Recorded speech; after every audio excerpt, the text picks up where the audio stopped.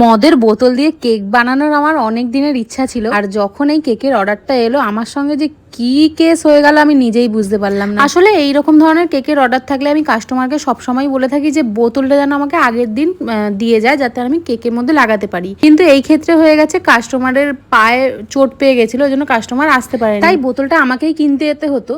আর আগের দিন আমি কিনতে গিয়ে দেখছি দোকান বন্ধ হয়ে গেছে, তাই আমি ভাবলাম যে থাক পরের দিন কিনে নেবো, অসুবিধা নেই, দিনে দিনে কিনে কেকে লাগিয়ে নেবো, দোকানে তো অ্যাভেলেবেল থাকবে। কিন্তু মহরমের দিন যে মদের দোকান বন্ধ থাকে এটা আমি কি করে জানবো বলো। ভীষণ টেনশনে পড়ে গেছিলাম, বিশ্বাস করতে পারবে না। সমস্ত মদের দোকান ঘুরে দেখে নিয়েছি কিন্তু কোথাও দোকান খোলা ছিল না। খুবই টেনশন নিয়ে কাস্টমারকে ফোন করে বললাম খুব সাহস জুগিয়ে, আর কাস্টমারকে বলতে কাস্টমার বুঝতে পেরেছে আমার প্রবলেমটা। তো উনি বললো ঠিক আছে আমার কাছে এই বোতল আছে, তুমি খালি কেকটা আমায় বানিয়ে দিয়ে দাও, আমি বোতলটা লাগিয়ে নেবো। আর এটা শুনতেই আমার টেনশন অনেকটা কমেছে। আর আমার থেকে যদি এরকম সুন্দর সুন্দর কেক শিখতে চাও অবশ্যই আমাকে কমেন্ট করো, সমস্ত ডিটেলস দিয়ে দেবো।